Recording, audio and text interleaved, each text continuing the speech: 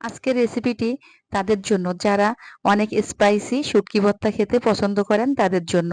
এই শুটকি মাছগুলো আমি যখন সুন্দরবনে বেড়াতে গিয়েছিলাম তখন দুবলাচ্চর শুটকি পল্লী থেকে এনেছি। তো আমি মাথাগুলো ফেলে দিয়েছি আর পরিষ্কার করে নিয়েছি পানিতে ভিজিয়ে। কিছুক্ষণ রাখলে কিন্তু পরিষ্কার হয়ে যায় আর গার আঁশগুলো উঠে যায়। আর এখানে আমি কিছু লাল মরিচ নিয়েছি, কাঁচা মরিচ যেটা পেকে লাল হয়ে গেছে সেটা, আর কিছু রসুন দিয়ে দিয়েছি আমি খোসা ছাড়িয়ে। শুটকি মাছ ভর্তায় কিন্তু রসুন একটু বেশিই লাগবে। হালকা একটু টেলে নিয়ে আমি এগুলা উঠিয়ে নিচ্ছি আর অল্প একটু তেল দিয়ে আমি শুটকি মাছগুলো দিয়ে আমি খুব সুন্দর করে কষিয়ে সিদ্ধ করে নিচ্ছি। আর সিদ্ধ করার সময় অল্প একটু পানি দিয়েছি আর একটু লবণ। এরপরে আমি একটা গ্রাইন্ডারের জারে নিয়ে নিয়েছি। আর এটা কিন্তু আপনারা শিলপাটাতেও করতে পারেন। আমি গ্রাইন্ডারের জারে এটা বেটে নেওয়ার পরে পেঁয়াজের সাথে একটু সামান্য সরিষার তেল দিয়ে আমি সেই ভর্তাটা এখানে দিয়ে মেখে নিচ্ছি।